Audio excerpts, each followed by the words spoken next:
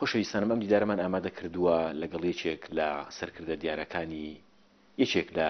هێزە سیاسیە کاریگەرەکانی سەرساحەی سیاسی لە هەرێمی کوردستان کە یەکێتی نیشتیمانی کوردستانە. دیداری تایبەتی ئەم جارەمان لەگەڵ بەڕێز کاک مەلا بەختیار لێپرسراوی دەستەی کارژێڕی مەکتەبی سیاسی یەکێتی نیشتیمانی کوردستانە بۆ قسەکردن لەسەر کۆمەڵێک تەوەری جیاجیا، بۆ قسەکردن لەسەر ئیتیفاقی استراتیژی نێوان حیزبەکان و پارتی دیموکراتی کوردستان، چەند تەوەرێکی تریشکە لە پەیوەست بە ئۆپۆزیسیۆن، لە پەیوەست بە بەهاری عەرەبی، لە پەیوەست بە مامەڵەیان وەکو هێزێکی سیاسی لە چەند ڕەهەندێکی جیاوازەوە پوخت دەبنەوە، کورد دەبنەوە. سپاس بۆ تۆ کاک بەختیار بۆ ئەم دەرفەتە. با یەکەم پرسیار لە ڕێکەوتنامە استراتیژیەکەتانەوە لەگەڵ پارتی دیموکراتی کوردستان دەست پێ بکەین. پرسیارەکە ئەوەیە کە ئێوە وەک یەک هاوبەشن لە سوڵتەیە لە هەرێمی کوردستانی عێراقا. زۆر سپاس کاکە وشار. پێشەوەی وەڵام بەمەوە بە ڕێککەوین لە بەرچاوی بینەر. تۆ ساڵێک زیاتر هەوڵەدەی ئەم چاوپێکەوتنە ببێ. سپاست دەکەم لە پەرۆشی خۆتەوە و بۆ پەیوەندێکی باشتر لەگەڵ KNN بووە. تۆ بە ئازادی پرسیار و کە منیش بەو پەڕی ئازادی جواب دەدەمەوە. زۆر باشە. ئەمەتیفاقێکی باشە. سانسۆر نییە. بێگومان. من چی ئەبرسی ئۆکەی منیش چۆنە دڵام دەومەوە بێگومانەوە بیرڕای خۆ یەکێتی نیشتیمانی کوردستان. بێگومان. پێشەمە شتێک من ڕێزم بۆتان هەیە بەڕاستی و لە ڕێگەی کەناڵەکەتانەوە سڵاو گەێنم بە هەموو ئەو هەوو برا و دۆست و خۆشەویستانی کە لە زوتنەوەی گۆڕانی شەکەن لە KNN شەکەن هیوادارین هەتا بێت ئارامتر بین لە پەیوەندی سیاسیەکانمان و تێگەیشتنێکی ورتر و بابەتی لە نێوانمانە دروست ببێت. سەبارەت بە پرسیارەکەت، ئێمە و پارتی ڕێککەوتنامەی استراتیژی هاوسەنگ یا ناهاوسەنگی لە حکوومەتە پرسیارێکی جوانە. هەفتەی ڕابردوو ئێمە قسانەمان لەگەڵ هاوپەیمانمان پارتی هەبوو. ئێمە ڕێککەوتنامەی استراتیژی ئەو کاتەی مۆرمان کردو پێشەوە کە لەگەڵ پارتیا گفتوگۆمان لەسەرە کرد، ضرورەتێکی مۆزوعی دروستی کرد بوو، ضرورەتێکی بابەتی هێنابوویە پێشەوە. ئەمە نا ئارزوی ئێمە بوو ئەو سایەکێتی پێش جیابوونەوەی گۆڕان، نە ئارزوی پارتی بوو پێش هەڵبژاردنەکانیش. ئەمە هەلومەرجێک لە مەنتەقەکە، لە عێراق، لە کوردستان، ململانێ و کێشمەکێشەکان، هاوکێشەکان ئەم ضرورەتەی خوڵقان، ئەم ضرورەتە چۆن لە هەلومەرجی ئەنفالەکانە بەرەی کوردستانی هێنایە پێشەوە و هێزەکانی هەموو کۆ کردەوە، ئەم ضرورەتە لە بینای ئەم ئەزمونە دیموکراتیش بۆ ئەو هاوپەیمانی استراتیژی هاتە پێشەوە. من تەنها ئەوەندە لەسەر ئەمە ئەڵێم، خۆتان دۆخی عێراق بینن، دۆخی کوردستان و ئۆپۆزیسیۆنی ئێمە و پارتیشە بینن. هاوپەیمانی استراتیژیەکەمان هەیە و ئەمە دۆخەکەمانە جان نەبوایە ئێمە و پارتیش ناکۆک بینایە و لەسەر هەموو شتێک زوو لە یەک دوور کەوتینایە بزانە چ ڕنگدانەوێکی خراپی لەسەر دۆخی عێراق و لەسەر دۆخی کوردستانە بوو. بەڵێ پرسیارەکەی بە دیاریکراوی ئەوە بکە. بەڵێ ئەم هاوسەنگیە سەرنجامی ئەو هاوپەیمانیە چەندمان هێناوەتە دی چەندمان نەهێناوەتە دی، ئەمە مۆزوعێکە بەڕاستی علاقەی بە خودی یەکێتیشەوەیە، تەنها علاقەی بە پارتی نیە. ئێمە لە هەڵبژاردنەکانە بێگومان تووشی هەندێک کێشمەکێشە بووین، تووشی هەندێک ڕێژەی بەرز و نزم بووین، ئەمە تەسیری هەبوو لەسەر ئێمە، بەڵام ئێمە لەگەڵ هەڤاڵانی پارتی لە دوا کۆبوونەوە لەسەر ئەوەی کە ئایا هەموو حەقەکانی خۆمان لەم حکوومەتە ئەوەیە پرسیارەکەت. پرسیارەکەی من زیاتر لە چوارچەوەی ئەو وتارەشە بوو کە لە پەیامیی ڕۆژنەماویدا بۆ نێچیڤان بارزانیت نووسیوە کە بە ئاشکرا نیگەرانی کۆمەڵێک لە بەڵێ ئەوە بە ئاشکرا لە پەیامێکە گەیاندمان نیگەرانی هەیە لە بەرای خۆتان. برای خۆشەویستم کاکە نێچیروان وەریگرت بە ڕسمی لە کۆبوونەوە 3 جار سپاسی کردم لەسەر ئەو پەیامە ڕۆژنامەوانیە و لە بەرچاوی کۆبوونەوەی هاوبەشە هەردوو لاوتی وتی من نەتوانم یەکێتی ڕازیکەم بۆ دروستکردنی ئاهاوسەنگی، چۆن نەتوانم ئەو پزیسیۆن ڕازیکەم. لەبەر ئەوە کاک بەختیار لاسەنجەکان لە چیان؟ لاسەنجەکان لە وەزارەتەکان هەیە زۆرتر. ئێمە ئەزانین هەڤاڵانی پارتیش لە کۆیە هەتا گەرمیان غەدرە کە وەکو پێویست لە پۆستەکانانین ئێمەش لە هەولێر و لە دوهۆک ئەزانین غەدرمان لە یەکێکە وەکو پێویست لە پۆستەکانیانین، بەڵام زۆرتر ئێمە نیگەرانەکانمان لە وەزارەتەکانە بەڕاستی لە پرۆژەکانە لە وەزارەتەکانە بەپێی ئامارێک لە لای ئێمەیە بەپێی ئامارێکە لە لای ئێمەیە یەکێتی زۆر لاسەنگە وەزەعمان و ئەمە نیگەرانیکی قوڵی لای کادر و ئەندامی یەکێتی دروستکردۆ بە تایبەتی لە پارێزگای هەولێر و دوهۆکە ئەمە چارەسەر نەکەین بەڕێی من لێکەوتەکانی خراپە بێت. کاک بەختیار کە باس لە ئیتیفاقی استراتیژیەکەی بەشێکی زۆر لە سەرکردەکانی ئێوە چیشێتی چ پارتی باس لە یەک سوودی ئەەکەن یەکژۆیەکە ئەم ئیتیفاقیە هەرێمی کوردستانی لە شەڕێکی ناوخۆ پاراستووە. پرسیارەکە ئەوەیە لە نێوان شەڕی ناوخۆ ئیتیفاقیەکی استراتیژی بەم شێوەیە کە بەشێکی زۆر لە هێزەکان کۆمەڵێت لە چاودێران کۆمەڵێت لە لانی ئۆپۆزیسیۆن ڕەخنەگرن لێتان بۆی کە ئەمە جۆرێکە لە باوەشکردنێکی خراپ بەیەکە ڕێگەی سێم نییە کە ئێوە خەڵتان ببژاردایە. من ئەپرسم پێش ئەو اتفاقیە ڕخنەکان لە ئێستا زۆرتر نەبوون ئەو ڕخنانە لەسەر شەڕی ناوخۆ لەسەر دوو ئیدارەیی لێکترازان و کێشمەکێژێکی زۆری ئەو زەمانە هەبوو ڕخنەکانی ڕۆژنامەکان میدیاکان نووسەرەکان حزبەکان ئۆپۆزیسیۆن 100 بەرامبەری ئێستا بوو. ئێمە بەم ئەتیفاقی استراتیجیە و مەم دەستەبەرەی بۆ حکومڕانی لە ئەتیفاقەکە و لە هەڵبژاردنەکانە بەدیمانێنەوە تەسەور وایە بەشێکی زۆری ئەو ڕخنەمان ڕەتداوەتەوە ئاراممان کردووە بەڵام نیگەرانەکە لەوەیە کە یەکێتی و پارتی لەم دەورەی ئینتیخاباتش بردویانەتەوە حکومڕانن و ئەو مستەڵەحە کەوتۆتە ئارا حزبەکانی دەسەڵات و حزبەکانی ئۆپۆزیسیۆن وەکو وایە ئۆپۆزیسیۆن خەبات نەکا بۆ دەسەڵات ئەگەر ئۆپۆزیسیۆن گرنتی بە ئێمە دەن خەبات ناکەن بۆ دەسەڵات ئێمە اتفاقی استراتیژی هەڵاوەشینەوە. زەبا لێرە پرسیارێک بڵێ ضرورەتی اتفاقی استراتیژی کە لەو کاتەیە بەسترا لەناو قۆسێکە ئەوە شەڵێم کەوتت بەو کاتشکە گۆڕان جانب بۆ لێشێتی لە ئێستاشدا وەکو ئەو کاتەماوە اتفاقی استراتیژی اتفاقی استراتیژی شەنە علاقەی بە کوردستانەوە نییە ئەخە ئەو خوێندنەوەیەکی یەکلایەنەیە. اتفاقی استراتیژی ئێمە و پارتی پەیوەندی بە عێراقەوەیە پەیوەندی بە ڕۆژهەڵاتەوە هەیە پەیوەندی بە دەوڵەتانی ئیقلیمی کە چواردەوری کوردستانیان گرتووە هەیە. من لە تۆ ئەپرسم هاوکێشەکانی دوای ڕوخانی عێراق و دوای پێکێنانی عێراقێک بە عێراقی نوێ و دەستور و ئەوانەوە کێشمە کێشەی شیعە و سنە تیرۆر دەستێوەردان مادەی 140 نائەمنی وەزعی ئیقتصاد بودجە شەڕی ئێمە لەگەڵ مەرکەز لەسەر نەوت و غاز پێشمەرگە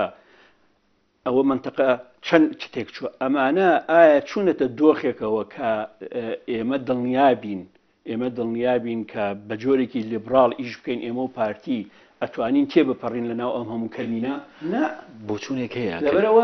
لەبەرەوە من ئەمەوێت جنابێت لەگەڵ هەموو بینەری ئازیستیە بگەن ئێمە اتفاقی استراتیژیمان بۆ ئەوە نییە دوو حزب کۆنتڕۆڵی حکوومەت بکەین و ئۆپۆزیسیۆن لە پەرایێزا بێ و خەڵکی تر لە پەرایێزە بە شانس بۆ کەس نەمێنێ. اتفاقی استراتیژی منزومەیەکی کاملی ئەمنی استراتیژی تێپەڕاندنی حکومڕانی و ئەزمموی دیموکراسی کوردستانە لە هەموو کێشمەکێشەکانی مەنتەقەکە و عێراق. کاک بەختیار نارەکانتان زۆر کە ڕخنەتان لێگرن لەسەر اتفاقی استراتیژی باس لەوە دەکەن ئەم اتفاقیە تۆم پێچوانەی بۆ چوونەکەی بەڕێزت ئەوەیە کە تەنها بۆ دابەشکردنی سوڵتە و سامانە لە کوردستانە ئەگەر نا حتا سیاسەتی ئێوە لە ئاستی عێراقا جیاوازی هەیە بۆ چوونێگەیە کە نزیشی ئێوە لە شیعە لە مالیشی بە ڕوونتر بڵێم ناشاردرێتەوە مەبەسمە کوێشێتی و نزیکی پارتی دیموکراتی کوردستان لا العێراقیە لا علاوی لە میوەنە فراوانەکەیدا لە سونە ناشاردرێتەوە ینی ئێوە لە ئاستی عێراقا جیاوازە نەک لەسەر ئاستی ئەگەر وان نەبێت کەواتە ئێمە یەک حزبین ئەسڵا ئەوە تەندروستیەکەی اتفاقی استراتیژیە اتفاقمان هەیە و جیازیشمان هەیە ئێمە یەکێتی و ناکۆکیشمان هەیە لە بینی خۆمانە لەگەڵ پارتیە ململانێ و لەسەر حسابی سیاسەتی خارجی کوردیانی نا لەسەر حسابی سیاسەتی خارجی نێمە لە دوان نەتیجە اتفاقەکەین و اتفاقەکە جێبەجێەکەین لەبەر ڕۆشنایی اتفاقی استراتیژی اتفاقەکانی تریش پێکەێنین لە بینی خۆمانە ئێمە چوونێتە بەغا وەفدی مشتەرەکی ئێمە بەغا بوون کاک فازڵ میرانی قسەی کردو لە کۆبوونەوەکە کۆبری وا بۆ من قسەم کردووە بە وازەحی بە شیعی وتووە ئێمە بە دیلمان بۆ تەحالف لەگەڵ شیعی ئێستا لە عێراقانیە جنەبی کاک مەسعود هەرواڵێ لە کۆبوونەوەکانە ئێمە بەڕاستی ئەوەی شیعە لەگەڵ ئێمەیەکە تا ئێستا سونە لەگەڵ ئێمە نەکردووە باشە بە دیری مالیکی تا ئێستا شیعە خۆی بە دیری مالیکی انتخاب نەکردووە و ڕئیس وزەرا بۆ شیعەیە کاکە شوشیار کە ڕئیس وزرا بۆ شیعە بێ و شیعە بە دینی مالیکی دروست نەکرێ ئێمە چی قسەیەک لەسەر دینە سەر مەلەفی عێراق باسی خۆت باسی جیاوازی پارتی لەگەڵ پارتی یەک پرسیار بکەم ئێوە لە چیدا لە پارتی جیاوازن جیاوازی سوسیال دیموکراتی باقیەکانی لە بۆچوونێکەیە کە چەند جارێک بەشێک لە سەرکردەکان و تویانە کە یەکێتی و پارتی ئەوەندە لێگەچن کە فەرقەکەیان وەکو کۆکاکۆلا و بیپسی کۆلا وایە اینجا فەرقێکی کەمە ئەی بۆ ئەو دوو شەریکەیە ماوە چەند ساڵەوە 70 ساڵ 80 ساڵە و دوو شەریکەیە ماون فەرقێکی زۆر لە بینیان هەیە بازارێکی زۆری جیاوازیان هەیە ڕکلامێکی زۆریان هەیە داهاتێکی زۆریان هەیە وەڵامی تۆ ڕەنگە وەڵامەکەی تۆ وەڵامێک بێت کە زیاتر وەڵامێکین بێت یعنی بەس بۆچوونەکە زۆر لەو قوڵترا بۆچوونێکەیە کە لە ماوەی ڕابردوودا هەوڵێکی زۆری یەشێتی هەیە بۆ لە پارتی چوون من پێم وابێ بە غەدرە لە پارتی و غەدرە لە یەکێتی پارتی مەدرسەیە کە زۆر وازح مەدرسەیە کە استراتیژی خۆی هەیە لە دوای دوا کۆنگرە استراتیژیەکەی تەکید کردوێتەوە دەستکاریشی کردووە تەڕانەیەک بەڵام چوارچێوەی استراتیژی پارتی زۆر وازحە حزبیان هەیە لە 46ەوە تا ئێستا بنەماڵەیەکی دیار و ناسراویان هەیە کە بنەماڵەی بارزانیە پەیرە و پرۆگرامی پارتی دیموکراتی کوردستان توانم بڵم لە سا هەفتە جیازە لە پەیرە و پرۆگرامی یەکێتی نیشتیمانی کوردستان ئێمە لەسەر عەدالەت و سوسیالزم جیازین لەگەڵەوان ئێمە لەسەر ئەلمانیەت جیازین لەسەر ئەوان ئێمە لەسەر مجتەمەعی مەدەنی و لەسەر مافی ژن ئەو ئازادیانەی کە هەیە ئەو لیبراڵیەتی کە لەلای ئێمە هەیە ئێمە جیازین لەگەڵەوان ئەوان حزبێکن من لە تۆ ئەپرسم پارتی بۆ پەیرە و پرۆگرام و استراتیژی و پێکهاتی کە هەیەی ئەگەر لەناو مجتەمەعی کوردیە شوێنی کۆمەڵایەتی نەبێ شوێنی ئابووری و سیاسی نەبێ پارتی چۆن بۆ ئەو هێزە بەهێزە ئەوبوو کە تا ئێستا سەرەڕای شەڕی ناوخۆمان کرد سەرڕای ململانی جیازمان کرد انتخاباتمان کرد انتخاباتی دوو قۆڵیمان کرد انتخاباتی معارەزەمان کرد ئیسلامی بە ئەنواعی شێوە و منافەسەی کرد ئەوە گۆڕان دروست بووە معارەزەی سێ قۆڵی گۆڕان و لایەنەکانی تر دروست بووە بۆ پارتی ئەتوانێت سەنگی سیاسی و کۆمەڵایەتی خۆی بپارێزێ ئەگەر مجتەمەعی ئێمە بایی پارتی و ئەوەندە هێزی پارتی تیا نەبێت هەمان پرسیارم لە جعفەر ئیمنکی کرد لەسەر جیاوازیەکانتان ڕەئیشی وت حەزەکەم بڵێ ڕێی تۆشی لەبارەوەزان باسی لەوە کرد کە هیچێک لە جیاوازی زۆر گەورەکانی ئێوە و پارتی ئەوەیە کە ئەوان زیاتر بایەخ بە کایە نەتەوەیەکانە دەن و ئێوە زیاتر بایەخ بە کای نیشتیمانیە دەن لە مێژووی نەتەوەی کووردا تەنها کاژێک لە ئێمە زیاتر باسی نەتەوەی کردووە لە مێژووی نەتەوەی کووردا تەنها کاژێک لە یەکێتی نیشتیمانی کوردستان زیاتر باسی نەتەوەی کردووە کاژێک بەو بەرنامە ناسیۆنەلیستیە تایبەتی کە خۆیان هەیە خۆتان پێ لە پارتی نەتەوەی درا خۆتان پێ لە پارتی نەتەوەی خۆمان پێ لە پارتی نەتەوەی ترە بە توێری وکو بە ئایدۆلۆژیێکی هاوچەرخ کە دەگونجێ لەگەڵ گۆڕانکاریەکانی ئەم سەردەما ئێمە یەکەمین حزبین لە دامەزراندنەوە لە نامیلکەی یەکێتی نیشتیمانی کوردستان بۆچیەوە وتومانە ڕزگاری ئێمە دوو پایی هەیە ئەرکەکانی سیاسی دیموکراسی ئێمە دوو پایی هەیە پایەیە کە خەباتە لە پێناوی دیموکراسی لەو وڵاتانی کوردستانی تیادا بەشکراوە پایەکەی تریشی پەیوەندی ئۆرگانیکی بەشەکانی کوردستانە لە پێناوی چارەنووسیا و بەشە چه حزبێک ئەمەی گوتووە وە قسەی کام حزب وە بە دەقیقی و بە مەوزوعی ڕاست دەرچوو ئەوە ڕووداوەکان ئێستا ئێمە برەو کۆنگری نەتەوەی ئەڕۆی ڕەنگە و قسەی جعفەر ئیمنکی لەو شوێنەوە بوو بێت با من تەفسیری بۆ نەکەم بەڵام ئەوە بۆ چوونێکی ڕۆژنەماوانی ئەویشەوەیە کە ئێوە لە دوای پرۆسی ئازادی عێراق بەقەدر ئەوەی بایەختان بووە سەرکۆماری عێراقی مام جەلال و سکرتێری گشتی یەکێتی نیشتیمانی کوردستان بێ ئەوەنە بایەختان بە عێراق داوە هەرێمی کوردستانیشان بە شێوەیەکی پێویست ئیهمال کردووە هەنێک بۆچوون هەیە کە ئێوە لەسەر حسابی بەغدا کوردستانتان هەمووی داوەتە دەست پارتی یەک تۆسقاڵ لەسەر مەسلەی سەرۆک کۆماری جیازی لە نێوان ئێمە و پارتی نییە تۆزێک ئەستان ئاخر جار بووە هەڵبژانەوەی جەنابی مام جەلال ئەوەی جەنابی کاک مەسعود سوور بوو کە دەبێ ببێتەوە بە سەرۆک کۆمار ئەوەنە جەنابی مام جەلال خۆی سوور لە وەڵامدانەوەی ئەمریکا لە وەڵامدانەوەی ئەمریکا لە وەڵامدانەوەی عەلاوی لە وەڵامدانەوەی هەموو هێزەکانە جەنابی کاک مەسعود لە مام جەلال سوورتر بوو ئێتە ئەو بۆ چوونە ڕەتەکەی تۆ بەڕوونی کە دەڵێ یەکێتی کوردستانی لەسەر حسابی پۆستی سەرۆک کۆمار داوەتە دەست بە بێگومان ڕەتیەکەم دەبم پرسیاریشتر بکەم باشە ئێستا یادی کوێیە یادی مرافعەکەی مام جەلالە بۆ کەرکووک و ناوچەکانی مادەی 140 ئەو مرافعەیە بۆ کوردستانە یا بۆ سەرۆک کۆمار بوو ڕەنگە یارەکانتان بڵێنە مرافعی وەکو خۆی مرافعیشی باش بوو بەڵام چی لێکەوتەوە لەسەر ئەرزی واقعا لە دوای ئەو مرافعەیە و مادە 140 وەزعی کەرکووک و ناوچە کێشە لەسەرەکان چەند باشتر بووە و چەند ئێمە توانیمانە خەدەمات بگەینین کۆنتترۆلی کەین و لەوە پێش چۆن بووە تۆ بە نسبی قسە ئەەکەین ئێمە لە سیاسەت شتێک مطلق ئەو بەرنامەیە دینە سەر خەزانم لە خانەقی لیشتی کراوە بۆیە پرسیاری خانەقینی لەکەم خۆشت لەگەڵم ێزاری چی بار کردو لە باک پرسیارتر بکەم هەر سەر پەیوەندی نێوان ئێوە پارتی تا چەند لەگەڵ ئەم ڕایەی دکتۆر مەریوانی وریاقانە ئاکۆکیت کە دەڵێ ئەوەی لە کوردستانە پارتی دەیکات و بۆی دەچێتە سەر بەهۆی یەکێتیەوەیە هەڵبەتە ئەو لێدوانت خوێنوەتەوە من هەموو شتەکانی کاکە مەریوان و هەواڵەکانی خوێنمەوە ڕێزم بۆ ڕێیەکەی ئەو هەیە ئەو وەکو نووسەرێک وەکو ڕۆناگبیریکی دیاری ملەتەکەمان خوێندنەوەی جیاوازە لە مەسئولیەتی حزبێک کە ئەو حزبە بڕیارەکانی بۆچوونەکانی سیاسەتەکانی ڕنگدانەوەی لەسەر ئەمنی ئەم ئەزمونە و چارەنووسی ئەم ئەزمونە لە ئەقلیم و لە دنیا هەیە ئێمە کەس ناتوانێت مزایدە بەسەر ئێمە بووکە لە ململانێ لەگەڵ پارتی هیچ هێزێک ناتوانێت ئەو مزایدە بکە بە ئێستای گۆڕانیشەوە مێژوو سەلماندوێتی ئێمە مەدرسەی فرە حزبی لە کوردستانی یەکێتی دروستی کردووە هەم لە ناو یەکێتی هەم لە دەرەوەی یەکێتی کە هاتوۆتە سەر ئەوەی ئێمە مەترسی لە ناو چوورمان هەبێ یا هەر پیلانێک دژی ئێمە بوو بێ یا هەر پەلابالێک درابین لەلایەن پارتی یا لەلایەن جوود لە شۆڕشە لە دەرەوە لە دوای سەرکەوتن ئێمە بەش مەواقفی ئێمە واسح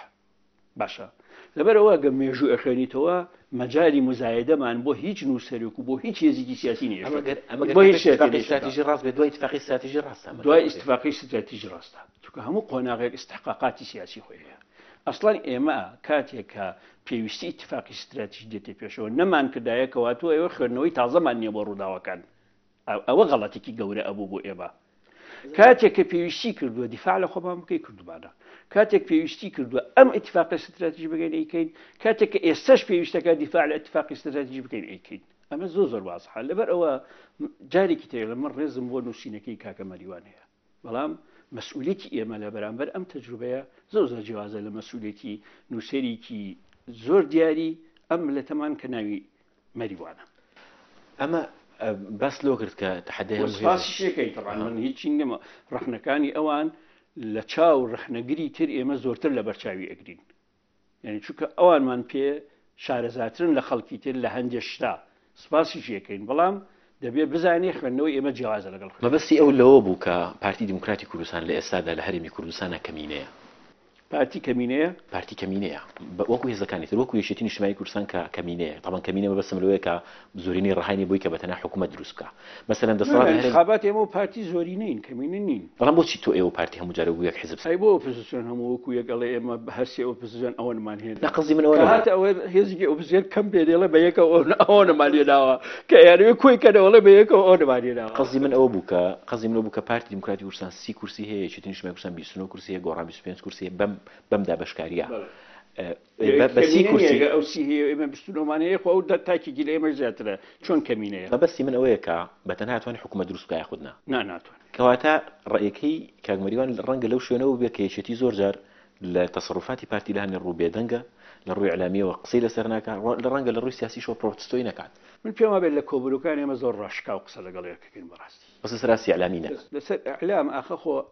ئەم فەزای ئیعلامە فەزایە کە تۆ هەموو شتێکی تیا بڵێ باشە بۆ ئەمنی قەومیمان باشە بۆ ئەمنی تەجروبەکەمان باشە بۆ ئەو ململانی هەمانە لەگەڵ هێزەکان لە عێراقا لەگەڵ هەندێک لە هێزەکانی شیعە لەگەڵ هەندێک لە سونە لە هەتیرۆر لەگەڵ مەشاکلی ئیقلیمی باشە ئێمەش وەکو هەندێک لە میدیاکانی لیبرال بین و هەموو شتێک هەڵبخەین ئەمە باشە خۆخم من دڵنیام 5 ساڵی تر ئەو خەڵکێکی ئێستا وا تەعامل لەگەڵ میدیاکە 5 ساڵی تر پەشیمانە بێتەوە پاش گەزە بێتەوە ئەخم مەسئولیەت شتێکە و مەسئولیەتی قەڵەم بە تاقی تەنها وەکو نووسەرێک شتێکی ترە بەڵێ بابینە سەر حکوومەت لە دوا نووسین تا زۆر بە ڕوونیدان بۆ دادنەی کە ئێوە نەتانتوانیوە حکوومەت یەک بخەنەوە بۆچی نەتانتوانی بۆ نەتان کرد هەم هۆی بابەتی هەیە هەم هۆی خۆی هەیە بەڕاستی هۆی بابەتەکە ئەگەڕێتەوە بۆ ئەو هەلومەرجەی لە وڵاتەکە و لە منتەقەکە هەیە کە بەڕاستی کەمتر یارمەتی داوین و ئەمە بۆتە هۆی ئەوەی هەندێک هەنگاو هەیە هەر حواڵەی ڕۆژگاری کەین و دوای خین و دوای خین ئەو وایلێتەوە لە ڕووی زاتیشەوە بەڕاستی ئەوەی کە ئەیڵێم ئێمە ناکۆکیمان هەیە و کۆکیشین لەسەر زۆر شت خۆ ئەو ناکۆکیە تەسیری خۆی هەیە ئەوان خوێندنەوەیان بۆ یەکگرتنەوە کە بەنەوەیەک بێ ئێمەش خوێندنەوەمان بۆ یەکگرتنەوە بەنەوەیەک بێت ئاخر تۆ لەلایەکەوە پێم ئەڵێ نەربیت بەرامبەر بە پارتی لەو لاوەش ئەڵێ بۆچی هەموو شتێک بەپەلە ناکەی بەپەلە بیکەم غەڵەتەکەمە دوایی باجەکەی دەم لەبەرەوە سێ بڵێ کە پارتی زۆر من نەرم نییە بۆ یەکگرتنەوەی لا دەنداڵم پارتی دەڵم خوێندنەوەی جیاوازمان هەیە کە خوێندنەوەی جیاوازمان هەبێ بە بێگومان لە حدودی خۆی ئێمە تعامل لەگەڵ ئەو یەکگرتنانەکەین خوێندنەوە جیاوازێکی کاک بەختیارچی ئەزانی نارەکانتان هێزە ئۆپۆزیسیۆنەکانیان ئەوانی کە ڕەخنەتان لێگرن ئەوەی ئەڵێن ئەمانە مشکلانی لە خستنەوەی بۆ من وەزارەتی پەروەردە یان لە وەزارەتی کە وەزارەتی پەروەردەش هەڵبەتە گرنگە یان لە وەزارەتی کارەبا بەس کێشەکە کێشە سەرەتانیەکە لە پارە و لە هێزایە وەزارەتی پێشمەرگە وەزارەتی دارایی وشیار لەکوێی دنیا شەڕ لەسەر پارە و هێز نییە ژینای شاریتەوە کە شەڕەکە لەسەر دنیاە شوێنێکم بۆ بدۆزرەوە پارە مهم نەبێ لە دەسەڵاتە شوێنێکم بۆ دۆزە دەسەڵاتی بەهێز نەبێ شوێنێکم بۆ بدۆزرەوەی هێز بۆ دەسەڵات مهم نەبێ پارە هێز دەسەڵات سیستەم ئەمانە ئۆرگانە گرنگەکانی سەرکەوتنی تەجروبەیەک ئەمانە مڵکی حیزبن یا مڵکی خەڵکن مڵکی ئەم گەلەن مڵکی ئەم تەجروبەیەن بەڵام بتوێ نەتوێ یەکێتی و پارتی بە قۆناغێکە تێپەڕین بە قۆناغێکە تێپەڕین بەری کوردستانی هەبوو هەڵبژاردن هەبوو دوو ئیدارەیی هەبوو شەڕی ناوخۆ هەبوو ئەو کاتە وەزعێک هاتە پێشەوە دەبوو یەکێتی و پارتی خاوەنی هەندێک حاڵەت بن کە حیزبەکانی تر نیان نەتوانی ئەم خاوەنداریەتێ بکەن و ئەگەر ئەو کاتێ ئێمە خاوەنداریەتی خۆمان بدایە بە یەکێک لە هێزە ئیسلامیەکان کە ئێستا لە هەموو کاتێک زیاتر ڕخنەتی ئەگرتنیە چۆن واتان کرد مڵکی ئەم ملەتەداندا بە حیزبی من ئەوە نییە بەس مەجال بە پرسیارێ بکەم دوای بفەرموو مەبەستی من بۆ من وەزارەتی دارایی پێویستە وەزارەتێکی نیشتیمانی بێ کە بودجێ ئەم وڵاتە داهاتی ئەم وڵاتەدا بشکا بەسەر منێکی ئیسلامیە تۆیەکی پارتیای هەر هەموو تاچەکە ئەمە یەک دوو وەزارەتی پێشمەرگە ئەم هێزە پێویستە بێ هێزێکی نیشتیمانی ڕەخنەی نارەکانتان ئەمەیە بەم شێوە وەزارەتی دارایی و بودجێ پێشکەشکردن بە پەرلەمان هاوبەشە هاوبەشە درێتە پەرلەمان و مصادقەی لەسەرەکرێ 48 بە 52 48 بە 52 و لە تەنفیزیشە بە بێگومان بە پێی موافقەتەکان وەزارەتی نەخشە سازی و لەگەڵ وەزارەتی معنی پێویستەکانی خۆیان دابینەکەن و لە محافەزاتە لە شوێنەکانی تر تەنفیزەکرێ بەڵام تا ئێستا بڵێ تا ئێستا توانی بێتمان هەموو تێکڵاوکەین بەو شێوەی کە بودجە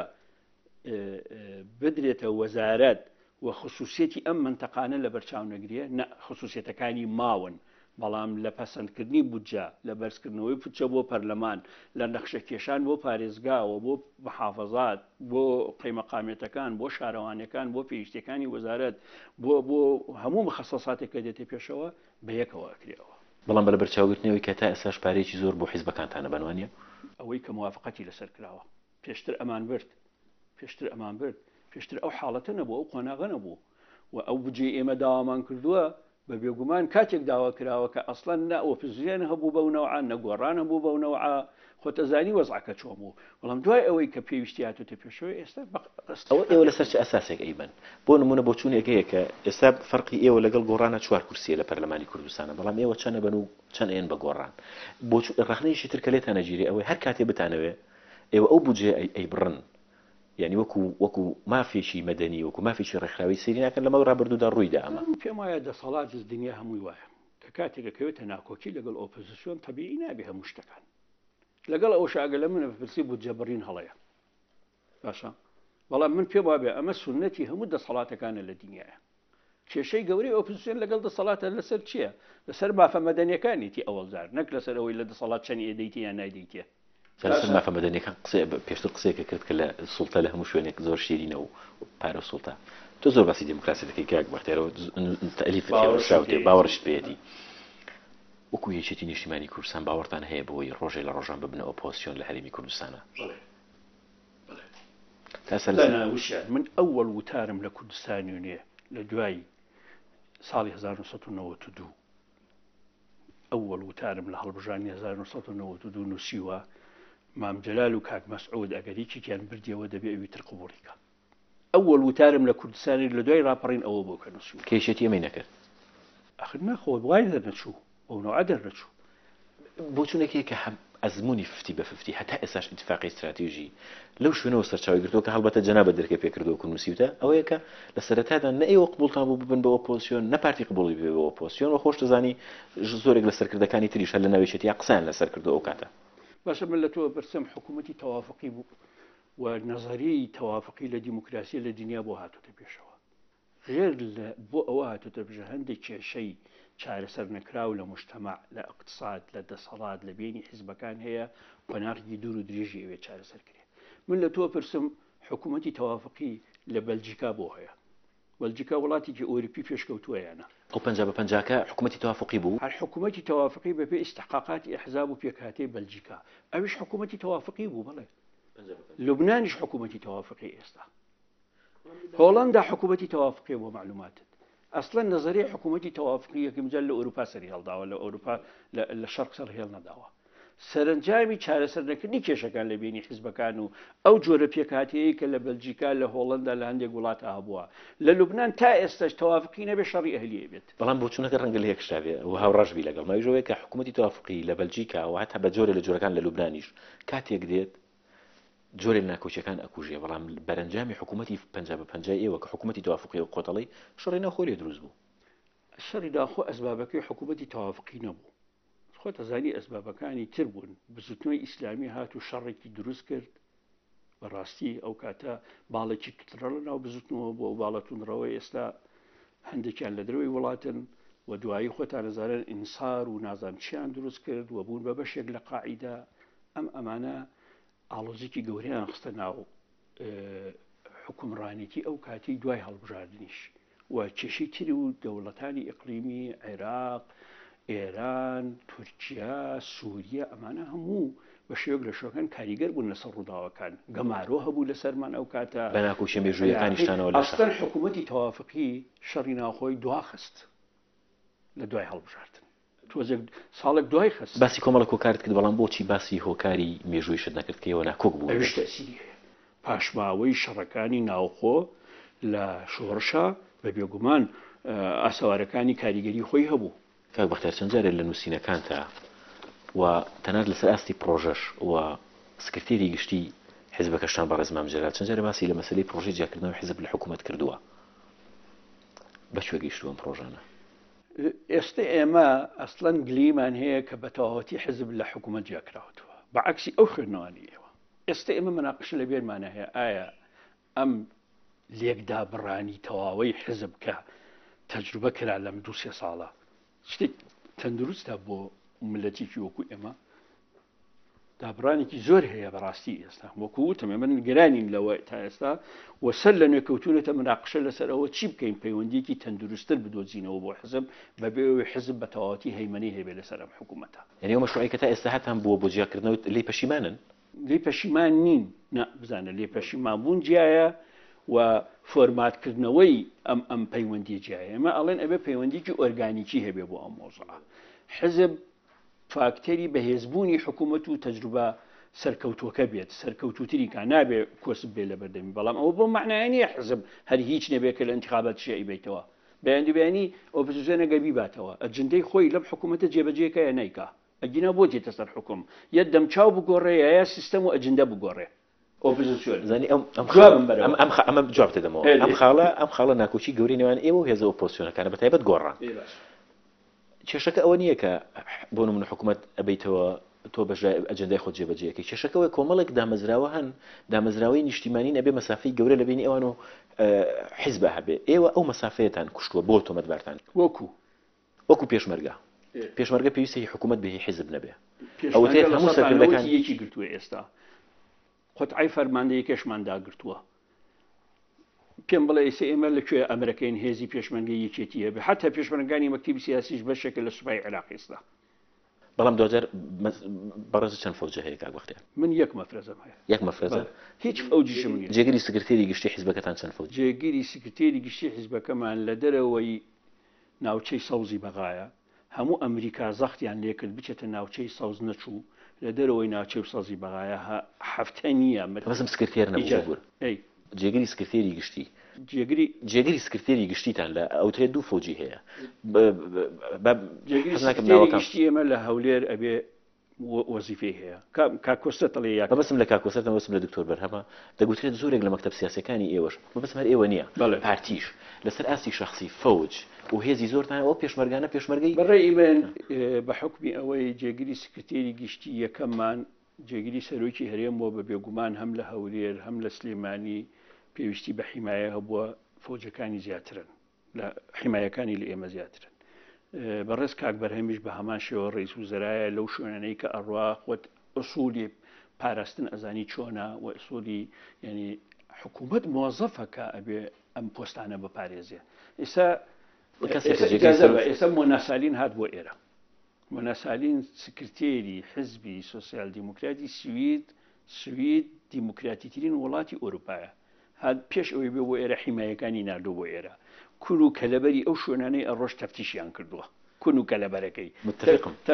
ئەمەیە ئەگەر لە منیش ئەینی دوا قسەشم ئەوەیە پێم وا بە ئێستا ئەمنی کوردستان و تەتەورەکانی وەکو 3 ساڵ و 4 ساڵ و ئاڵۆزەکانی نییە ینی بەڕێی منیش بێ هەم جێگیری یەکەمی سکرتێری گشتی هەم جێگیری دووەمی سکرتێری گشتی و هەم ئەوانەی فەوجیانەیە حەقە لە نیوەی بن نیوەی تەسلیم بە حکوومەت بەسی من لە نیوەی نییە بڕۆ ئەم پرسیارشم پرسیارێکی سیاسی نییە بڕۆ ئەم پرسیارە زیاتر بۆ ئەو کەسانەیە کە ناویان حیمایی ئەم سەرکردە سیاسیانەیە کە زەرورە بوونی هەبێ پرسیارەکە لەوە نییە کە هەیەتیانیەتی پرسیارەکە لەوەی هەویەی ئەم هێزە سەر بەچیە من بەهۆی ئیشەی ئەعلامیەکەمەوە کاک بەختیار ڕۆژانە تەلەفۆنم بۆ دەکرێت لەو هێزانەوە کە ناویان دێنراوە پاسەوان ئەڵێ باس لەوەکەن بۆچی دیفاع لە مافی ئێمە ناکەن بە تایبەتی کە ئێستا کۆمەڵک زیادکردن و دەرماڵە نایانگرێتەوە جێگەری سکرتێری گشتی جێگەری سەرۆکی هەرێم سەرۆکی حکوومەت پێویستە هێزی نیشتیمانی بیپارێزێ یان فەوجی حیزبی پرسیارەکە ئەوەیە فەوجی حیزبی نییە من جوابەکەم ئەوەیە ئەو فەوجی حیزبی نییە هەموو ئەو فەوجانە لە زمانی سوپای عێراقن ئەنی استحقاقی خۆیان ئەیانگرێتەوە زۆر باش لە ئازوقە لە موچە لە هەموو شتێکیان ئەوانە بەشێکن لە سوپای عێراق بۆ ئەگەداریت هیچیان تێزی چەکداری تایبەتی یەکێتی نین بە مەفرزەکەی منیشەوە بۆ ئەگەداریت من ئەبەدەن قبوڵم نەکردووە فەوجم هەبێت و فەوجم هەیە خۆم بە شەخسی هەر باوەڕشم پێی نییە بەم مەبشتانە خۆم ئەو مەفرزەی هەمە دائیمەن ئەڕۆم 3 سیارەم لەگەڵا سیارەیەکی خۆم و یەکێک لە سکرتێرەکانمە 2 سیارەکەی تر هەمووی 8 کەسی تایە تیرۆریستەکان بیبیسن بە 8 کەسەوەیەم و ئەڕۆم چیەکەن بنێتیان نەبێ بەس لە تیرۆریستەکانی شوێ تو نازانی تیرۆریستکەیە ئەوانە بوو کە 2 سیارە پێ تەقادم بەڵێ کاک بەختیار ئیشێک بووی لە یان وازام کە سەرۆکی یان با بڵێن ڕاستپێردراو بووی بۆ گفتوگۆ لەگەڵ ئۆپۆزیسیۆن لەلایەنی شێتی نیشتیمانی کوردستانەوە کۆمەڵە پرۆژەی چاکسازیتان لە بەرامبەر پاکێجەکانی ئێوان ئامادە کرد ئەمە لەم پرۆژانە بپرسمەوە کە گەیشتن بەکوێ یان ئێمە خەریکی جێبەجێ کردین نەرم جێبەجێ کرد ئێمە پەلەمان نییە نەرم جێبەجێ کرد ئێمە بزانە کاکەوشێت جیاوازی ئێمە لەگەڵ وەختێر پاش 20 ساڵ پەلەتان نییە 20 ساڵ نییە ئیجازە باش جارێ 20 ساڵەکەم لەسەر مەکە بەماڵ ساڵی یەکەم تا ئەنتیخابات بۆ بەری کوردستانی بووە ئەنتیخابات بووە ساڵی کۆتایینەوە تو سێ تا ساڵی 98 شەڕی ناوخۆ بووە لە شەڕی ناوخۆ هەولێر ڕۆشتووە لەگەڵ دووە هەڵەبجە و منتەقەکە هەموو لە دەستمان ڕۆشتی ئێمە وەکو یەکێتی کەوتوبووینە ناو چەندین بەرداش ئێمە بە هەزار حاڵ ئەمانتوانی وەزعی خۆمان ببەین بەڕێوە لە ساڵی 99 بەدواوە بەرەو ئارامی بەرەو ئەوە ئەڕۆین ئەمە یەک دووەم حکوومەت خۆتە زانی تا حکوومەت جاکرایەوە یەک خرایەوە ئەمە زۆری ویست ئەم وەختانە پرسیاری کورت بکەم ئەوەی کە ئێستا ئەوەی کە ئۆپۆزیسیۆن داوایەکە و سیستەم بگۆڕن و ئەمە بگۆڕن بەڕاستی ئەمە من ئەڵێم هەدەفێکی جوانە هیچ قسەیەکم لەمانە بەڵام جیاوازیمان لە چیایە جیاوازیمان لەوایە هەندێک لە هێزەکانی ئۆپۆزیسیۆن هەندێک نووسری بەڕێزیشەیە پێی وایە کە وتی ئەبێ سیستەم بگۆڕی و پێی وایە بڕیاریدا ئەتوانێت بە هەفتەیەک بە مانگێک بە 3 مانگ ئەمە جێبەجێ بکە ئێمە ئەڵێن پاکسازی چاکسازی سیستەم گۆڕین دا و دەستگا دروستکردن بنەما و ژێرخانی ئابووری پرۆسەیەکی مێژوویە ئەم پرۆسە مێژوویە پرۆسی ئابووریە سیاسیە کۆمەڵایەتیە کولتوریە سایکۆلۆجیە دەستوریە قانونیە ئەم پرۆسەی ئەخایەنێ من ناشک نابم لە دنیاە شک نابم لە هەموو دنیاە پرۆسیکی دیموکراسی 100 ساڵ کەمتری ویستویە مەبەستم نییە ئێمە 100 ساڵمان ئەوێ ئەم ئەخانەی بە پرسیارێک گفتوگۆیشی نێوان کاگازە زوندانی شوان محەممەد هاتەوە بیر باسی لەوە کرد کە ئەخایەنێت بۆ چونێکی لەم شوێ کاک شاوتی من 20 ساڵە چاڕوانی شێتی پارتیم ئەو کاتە گەنج و ئێستا هەموو سەر سپی بووە خۆ 20 ساڵی تردانانی 20 ساڵی تردانانیشم بە دیارێشێتی و پارتیەوە یەک بۆچوونی تریشی کاک بەختیار ئەوەیە کە لە نەوەتویەکەوە تا ئێستا هێشتی و پارتی خاوەن دەسەڵات بوون هەڵبەتە من لەگەڵ ئەو بۆچوونیانی بۆچوونێکیش لەو شێوەیە هەیە کە ئەڵێ نەخێر لە شەستەکانەوە هێشتی و پارتی لە هەرێمی کوردستانە شۆڕشی ئەم وڵاتیان بەدەستەوە بووە بەشەی لە مقدراتی ئەم میلەتیان بەدەستەوە بووە بەڵام تۆ لە 20 ساڵەکەەوە حسابی بکە بشەڕی ناوخۆ هەموو ئەو ڕووداوانە بۆچی ئەوە لێ بەرپرسین بۆچی ئەڵێ لە دوای 2000ەوە لەسەر ئێمە بەرپرسین یەکەم کاکە شوان 20 ساڵی تر ئەوەستەیان ئەوەستەیە ئەمە ئارزوی خۆیەتی قەنەعاتی خۆیەتی هەروەکو ڕێی وتی بەڵام مێژوو پرۆسەی گۆڕانکاری لە مێژووە نە بە قسەی کاکشوان نە بە قسەی من نە بە قسەی ئۆپۆزیسیۆن وەرناچەرخێ پرۆسەی مێژووی خەتی خۆی ئەگرێ و ئەڕوا هێزەکان ئەتوانن خێراییکی تێبخەن ئەینا ئەحکامی مەوزوعی لە تاریخە بە هیچ فەیلسوفێک بە ئارزوو ناگۆڕێ بە هیچ فەیلسوفێک ئەحکامی مەوزوعی لە تاریخە ئەمە یەک دووەم ئێمە لە شەستەکانەوە من لە شەستەکانەوە حسابت بۆکەم باشە خاتر دەگرم ئەم 8 ساڵش ناڵم ئەم 10 ساڵە قرناڵم لە شەستەکانەوە دەی باشە یەکێتی و پارتی لە مەیدان نەبوون با هێزیکی تر لە مەیدان بووە ئێستا ئەوان وەکو ئێمە بوون کوان ئەو هێزانەی لە هەفتاکانەوە خۆیان تەجوید کردووە لە عێراقا سیاسەتیان ناکرد پێیان وابوو وەزع لە عێراقا بە کەڵک بۆ سیاست نایەت با ئەحزابی چەپی عێراقی لە یەکێتی و پارتی دەوری باشتر بینایە شانسی بە قووەتی بوو لە تاریخا بۆ نەیتوانی بیکە کاکە ئەحزابی تر کە نەیکردووە کە پێی نەکراوە کە توانای نەبووە کە محافزکار بووە پارتی لە زمانی خۆی لە شۆڕشی ئەیلولا دەورێکی گەورەی هەبوو هەموو کوردوای کەوت یەکێتی دامەزرا نیوەی کوردوای کەوتووە تا ئێستا تا شۆڕش کراوە تا انتخابات کراوە بە بێگومان ئەمانە استحقاقی شۆڕشگەری خۆیان هەیە و استحقاقی انتخابی خۆیان هەیە و ئەمانە گوناحە کاکە وشار گوناحە ئێمە یەکێتی جیاواز بیرەکەینەوە لە نووسەرێک یا لە ئۆپۆزیسیۆن گوناحە ئۆپۆزیسیۆن لە ئێمە جیاواز بیرەکاتەوە مەسەلەکە گوناحی نیە بەس پرسیارێکە زۆر زۆر لەم قسانەوە بیکەم ئەوەیە کە بەڕێز مەلا بەختیار چەند باوەڕی بە شەرعیەتی شۆڕژگەڕی هەیە من شەرعیەتی شۆڕژگەڕی سەفەرز ناکرێ بەڵام شەرعیەتی شۆڕژگەری لە ذهنیەتی خەڵکو و لە حسابات بۆ تاریخی ئەحزاب فرامۆش ناکرێ من کەم باسی شەستەکانم بۆکەی ئەو کاتاڵم شەرعیەتی شۆڕژگەری من هەویەکەم وەرگرد ئەو کاتە چوو بووم تەسحێمدا کاروانی شەیدانمەیە بەدبەختەکانم چش هێزی تر نەبوو کە باسی تاریخ و شەستەکانم لەگەڵەکەی ئەوە جواب بدەمەوە کە باسی ئێسشەکەڵم لە انتخابات من بردوومەتەوە ئەو انتخاباتیش بەڕێوەیە بەڵام بۆچوونێکەیە کە ئەم 20 ساڵە لەسەر ئەم کورسی شەرعیەتی شۆڕژگەڕی دانیشتون لە 92 انتخاباتە لە کوردستانە انتخابات لە عێراق 4 انتخابات لە عێراق بووە 4 انتخاباتی لە کوردستان بووە انتخاباتی شارەوانەکانیش بووە هەم لە لای ئێمە بووە لە لای پارتی بووە جا تو ئەم هەموو انتخاباتە بووە پرسیارێکی لەسەر انتخاباتە مشکلە نییە بۆ ئەیبەستیتەوە بە شەرعیەتی شۆڕژگەڕی بۆ نایبەستیتەوە بە شەرعیەتی انتخابی ئەوشم بووە وەکە باس لە شەرعیەتی انتخابی بکرێ ڕەنگە پرسیاری زۆر گەورە دروست بکات بەخێر جەناب لەم باشتر زانین چونکە لە ناو دروستکردنی لە ناو سوڵی بڕیارە بووی کە پرۆسەی هەڵبژاردن لە هەرێمی کوردستانی عێراقا بە شێوازێکی نۆرماڵ تێنەپەڕیوە چۆن تێپەڕیوە چەند دەورەی هەڵبژاردن کراوە یەک جار هەڵبژاردنی شارەوانەکان کراوە چەند وەختە هەڵبژاردنی مەجلیسی محافەزات ناکرێ دوای شەڕی ناوخۆ چەند دەوری انتخابی هەڵبژاردن دواخرا هەمووانە ڕەخنەنین لە شەرعیەتی هەڵبژاردن با ڕەخنەم بن بەڵام هەڵبژاردن چەند کراوە وەکێ لەو هەڵبژاردن بردوێتی تۆ لەسەر ئەوە ئەەکەی بە مەحەک ڕخنە شتێکە ئەوی تر شتێکی ترە هەڵبژاردنی شارەوانەکان لەبەرەوەی هەڵبژاردنی ئەنجومەنی محافەزاتی پێشەوە هەڵبژاردنی شارەوانەکان هەڵوەشایەوە تۆ بۆی کەی بە ماڵ لەسەر ئێمە هەڵبژاردننی ئەنجومەنی ئەنجومەنی محافەزە گرنگترە لە شارەوانەکان ئێستا مەجلیسی تەشریعی محافەزاتە ئەوە مەجلیسی تەشریعی ئەویش زۆر کێشەکەی ئەویش زۆر دواکەوتووە کێشەکان قوڵبوونەوە و قانونەکان ئەیانویست دەستکاری بکەن کۆمیسیۆن ئەویسترا دەستکاری بکە کێشە لە بێری مەعارەزە و لە بێری دەسەڵاتە ئەوە یەکێک لە بنچینەکانێتی ئێستا لەسەر ئەوەیە ئایا محافظات دەسەڵاتی چەند بێ و دەسەڵاتی چەند بێ محافظ شۆن هەڵبژێرێ و دەستوری کوردستان ئێستا پەسەند بکرێ یا دوای ئەو هەڵبژاردنە پەسەند بکرێ ئەمە نەموو ئیشکالیەتن لەسەر شەرعیەتە شۆڕژگەرەکە پرسیارێکی شەکەم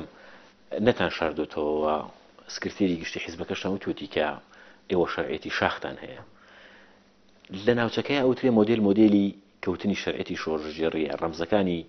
شۆڕژگەڕانی دوێنێ ئەبینی ئەم دیکتاتۆرەکانی ئەمڕۆن لەبارێکە پێدوانی ئەمە ڕخنەیەکی گەوری ڕوبەڕووی حیزبەکەتانە بێتەوە من لە ڕۆژهەڵاتی ناوەڕاستە شۆڕژگەر نابینم کەوتی بێ من حکومڕان نەبینم ئەکەوێ بۆ مبارەک شۆڕژگەڕی پێش و ڕابردوونە شۆڕژگەر نەبوو مبارەک ئەفسەرێک بوو لە خۆی جەوی مەسری و توانوێتی لە نەتیجەی ئەوەی کە سەرۆکەکەی اختیال کراوە نائیبی قواتی جەوی بووە قایدی قواتی جەوی بووە و شانسەکە هێناوێتە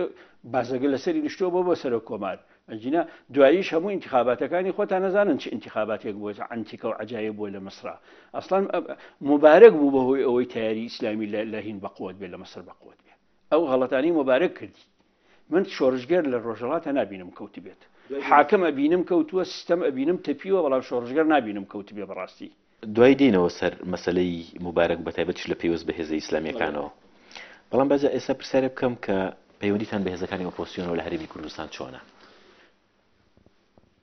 نە باشە و نەخراپە بەڕاستی نە باشە کۆبوونەکانی پێنجقۆڵی نەگەیشتە ئەنجامێکی ئەوتووە کە دڵخۆشکەرە بێ بەنسبەت ملەتەکەمانەوە نەخراپیشە کە نەگەڕاوینەتەوە بۆ چوار گۆشەی یەکەم و فەوزا و مەشاکل و هیچ جۆرە منطقێکی گفتوگۆ و تەفاهم لە بێنمانە نەبێ بەڕاستی پێما بێ لە ناوەڕاستی ڕێگاین لەگەڵیانە ئەم ناوەڕاستی ڕێگایە یان ئەتوانین گفتوگەکانمان ماوەیەکی تر دەست پێ بکەین یان وا ئەمێنین و تۆزێکیش باشترە بێت تا ئەگەینە هەڵبژاردننی پارێزگاکان لە مانجینۆیە ئێمە لایەنگری ئەوەین کە بە ئارامی پەیوەندیمان بمێنێتەوە و گفتوگۆ بەردەوام بێ لە بێنمانە ئەوان پرۆژیانی ئێمەش پرۆژەمان هەیە پێم وابێ ئەتوانین بگەینە نەتیجە ئەگەر نیەتی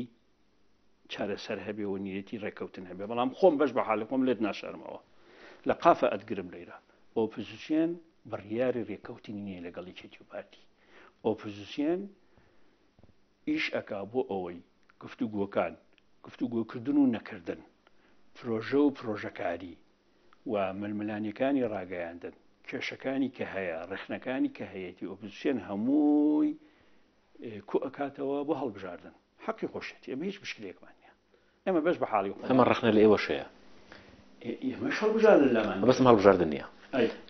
دەگوترێت دیشێتی پارتیار کاتێک کەس بکەن جۆرێ لە تەوتور هەیە جۆرێ لە گەرمبوونی شەقام هەیە لە هەشتێکی ناولێنێ جا ئەم گەرمبوونی شەقامە ئۆپۆزیسیۆن کردوێتی یان خۆی بە سروشتی ئەکرێ ئێوە ناچاریانەکەن کە بۆی بێنە سەر مێزی گفتوگۆ و هەر کاتێکی ژدۆخەکە ئاسایی بێ ئیمالیانەکەن چارمان کردبانی سەر لە هەموو ڕۆژێکەوە بووینەوە هیچ ناچاری نییە داوامان کردووە و نایەن ئەوان لە ماڵی خوارێ مەش لە ماڵی خۆبان بۆچی ناچارمان کرد کلمەی ناچار معلومە کەوانیە وشێر بەڕاستی ئەمە بەش بە حاڵی خۆمان بە ئەم خوێندنەوەمان هەیە کە بۆ نایەن وەلەو حدودەی کە ئەزانین بۆ نایەن ڕامان گرتووە بەبستم لە کلمەی ناچار بووی وا نەزانی کە بە شێوەیەکی نادروست بەکارمێنا ئەوە بوو کە بەشێکی زۆر ینی ئەم ئەدەبیاتە ئەم قسەیە کە لە سەردەمی خۆپیشاندانەکانە پارتی وێژێتی بودجێ ئۆپۆزیسیۆنیان بڕیوە بەشێ لە زۆری کادرەکانیان دەرکردوون یان نامڕاویان کردوون و تەوتورێکی گەورە دروست بووی بێنە سەر مێزی گفتوگۆ مەبەستی من ئەوە بەڵێ کاکە وشار کاتێککە گۆڕان حەوت خاڵەکەی بڵاو کردەوە حکوومەت هەڵبۆشیە پەرلەمان هەڵبۆشیە بڕۆرە باڵی خۆتان ئەبەتان لەکەیت ئەوە واوە بێگوبار خۆی بەدارشی دەست ئەمەتان لەکەی دیتیانەوە بۆی تۆ وشەی ناچارەکەت قبوڵەکەیتەوە تۆ پەرلەمان هەوڵەشێتەوە حکوومەت هەوڵەشێتەوە حکوومەتیکی کاتی ڕابگەێنی لە نتیجەکەی چی لێتن لە نتیجەکەی دوایی وردەکرێتەوە قبلی ئەمە نەزانین چۆن نەخوێنینەوە وردەکرێتەوە مادام توانیم هەڵت وەشێنمەوە مادام حکوومەتێکی کاتیشم دامەزران دەیوەرە باقیەکەیشی قسە لەگەڵەکەم لەسەر معلومە بڵێ لە بەرامبەر ئەبەی کە تۆ حەوت خاڵ چاوەڕوان نەکراو بە نسبەت کۆمەڵ و یەکگرتووشەوە بوو نەک بە نسبەتی ئێمەوە حەوت خاڵی وا وەکو وایە لە سەربانێک بخەیتە خوارەوە بە بێگومانی کێتی و پارتی دەستە ئەشنۆ دانانشن کاردانەوەکەیان وا ئەبێ کە بە زووترین کات ئەو حەوت خاڵە ئەبێ بپێچرێتەوە وایە وا بەمڕۆخێنی جا بەناوی ئەوەی کە ئەمە ئەسلاح دەکەم بەناوی ئەوەی کە نازانم انتخاباتی پێشۆخ دێنم پێشەوە لە نەتیجە من نایڵی حکومت دەسەڵاتەکەم نایڵی ئەی خۆ من دەسەڵاتەکەم نایڵی چۆن بتوانم بە ئاسانی ئەمە بە ئارامی وەربگرم زۆر جار لە نووسینەکانی شاباس لە تەجروبەی وڵاتانی پێشکەوتووەکەی بەتایبەتیش توێشێکی لەوانی کە زۆر زار باس لەو بۆعدی سۆشیال دیموکرات بوونی یەشێتیەکەی کە لە وڵاتەکانی تری سوید و خۆش سەردانیەکەیوانە لە دنیای دیموکراتیا چەند جار هەڵبژاردننی پێشوەخت کراوە ئەخر بۆچی نەک لەسەر چەند جار حکوومەت هەڵوەشێنراوە نەک لەسەر ئەوەی ئۆپۆزیسیۆن داوای کردووە ئەمە حەوت خاڵیدا بەزانەوە داوای کردو ئۆپۆزیسیۆن دەبێ هەڵبۆشێتەوە پەرلەمانەمێنە لە بەرەوەی حکوومەتێکی کوئالیسیۆن هەیە ئیتیلافی هەیە حزبێکی بچووک لەو ئیتلافە ئەچێتە دەرەوە ئەزمەی حکومڕانی دروستە بێ مەجبورە بن انتخاباتی پێشوەقت بکەن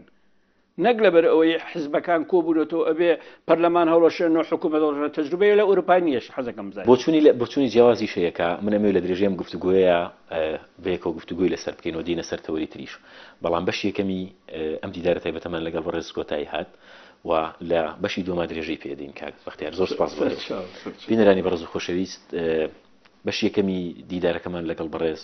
مەلا بەختیار لێپرسراوی دەستەی کارژێڕی مەکتەبی سیاسی یەکێتی نیشتیمانی کوردستان کۆتایی هات تا لە بەشی دووەما بە دیداری ئێوە شاد دەبین هەمووتان بەخوای گەورە میهرەبان سپێرین خواتان لەگەڵ